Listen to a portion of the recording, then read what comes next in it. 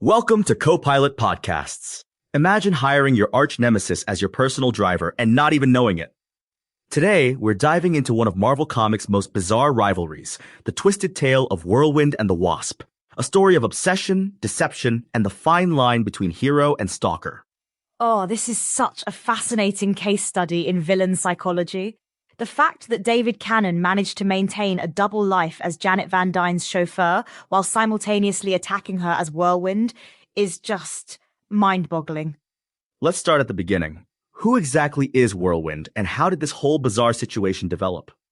Well, David Cannon was born in Kansas City, Missouri, and he discovered pretty early on that he had this incredible mutant ability to spin his body at superhuman speeds. Wait, so he was a mutant? Not someone who got his powers through an accident or experiment? Exactly. He was born with these powers, and initially, he actually tried to use them legitimately. He worked as a circus performer, professional wrestler, even competed in ice skating. An ice skating supervillain? That's actually kind of amazing. Right. But here's where things get darker. He started fixing races for criminal syndicates, and when the police started investigating, instead of laying low, he decided to go all in on crime. And that's when he became the Human Top? Exactly. He first appeared in Tales to Astonish Nutka 50 back in 1963, where he came into conflict with Giant Man and the Wasp. Speaking of the Wasp, we should probably talk about Janet Van Dyne herself.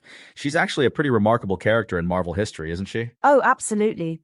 Janet Van Dyne is actually one of Marvel's most significant female heroes.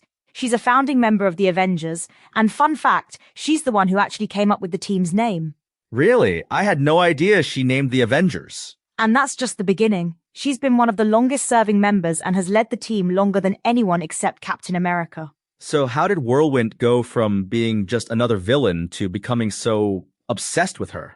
After several defeats as the Human Top, he rebranded himself as Whirlwind and came up with this elaborate scheme. He created a false identity as Charles Matthews and got himself hired as Janet's chauffeur. That's some serious dedication to stalking. How long did he maintain this double life? Years, actually. He started out planning to rob her, but it evolved into this unhealthy obsession. He even made advances toward her when her husband, Hank Pym, was presumed dead. Yikes. That's seriously creepy. It gets worse. He eventually got fired for trying to embezzle money from her, and that's when Hank Pym finally discovered his true identity. Let's talk about his powers for a moment. What exactly can Whirlwind do? He can spin his body at subsonic speeds, which gives him superhuman speed, balance, and reflexes. He can generate force fields and tornadoes, and even fly using wind jet streams. That actually sounds pretty formidable. How does the Wasp match up against that? Well, Janet has quite an impressive power set herself. She can shrink to microscopic size, fly with biosynthetic wings, and fire bioelectric energy blasts called stings. You know what's interesting? Both of their powers involve flight and mobility, but they use them in completely different ways. Absolutely. And while Whirlwind stayed stuck in his obsessive patterns, the Wasp kept evolving. She's been part of the Unity Division, became a secret agent of Wakanda, and even started Avengers Inc. Wait, Avengers Inc.? What's that about? It's actually her latest venture, a crime-solving organization where she investigates murders in her civilian identity. So she's basically running a superhero detective agency now? That's quite a step up from her early days as a socialite. And that's what makes their rivalry so fascinating.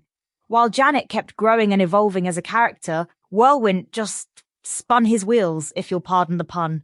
Speaking of spinning wheels, Whirlwind joined quite a few villain teams over the years, didn't he? Oh yeah, he was basically a professional henchman. He worked for Ultron, Count Nefaria, Baron Zemo. He was even part of multiple versions of the Masters of Evil. That's quite a villainous resume. But here's what's really interesting. Despite all these team-ups and schemes, he never really moved beyond his obsession with the Wasp. It's almost like he's trapped in this perpetual cycle of his own making. Exactly. And you know what's really telling? His first appearance was in Tales to Astonish Nutka 50, and he's still showing up in current comics like the 2023 Wasp series and Avengers Inc. That's 60 years of spinning around the same obsession. And while he's remained relatively unchanged, Janet has grown from a fashion-conscious socialite into one of Marvel's most respected leaders. You mentioned her leadership roles earlier. How did that evolution happen? Well, she started as what many considered the weak link of the Avengers, but she proved herself to be one of the smartest and craftiest members. That's quite a transformation. And what's remarkable is how she's managed to turn even her personal tragedies into strength. After her difficult divorce from Hank Pym, she essentially weaponized that pain into becoming an even more effective leader. While Whirlwind just kept, well, whirling. Right. He's appeared in everything from Iron Man to X-Men annuals, but always essentially playing the same role. The obsessed villain who can't move forward. It's almost like he's become a cautionary tale about the dangers of obsession. And that's what makes their dynamic so compelling. You have Janet, who's constantly evolving and growing, versus Whirlwind, who's literally and figuratively spinning in place. Let's talk about their most recent encounters. How has their dynamic evolved in modern comics? Well, in recent comics, particularly in Avengers Inc., Whirlwind's apparent assassination has become a major plot point. Wait, Whirlwind was assassinated? That's the mystery Janet's investigating. It's interesting how even in potentially death, he's still somehow entangled in her story. It's like their paths are permanently intertwined, whether they want to be or not. And that's what makes their relationship such a fascinating study in hero-villain dynamics. It's not just about power battles, it's about growth versus stagnation. You know what's interesting? We often think of superhero stories as being about physical conflicts, but this is really more of a psychological battle. Absolutely. And in many ways, Janet has already won that battle simply by refusing to let Whirlwind's obsession define or limit her. So what do you think this says about the nature of hero-villain relationships in comics? I think it shows how the best villain-hero dynamics aren't just about who's stronger, they're about contrasting approaches to life and power.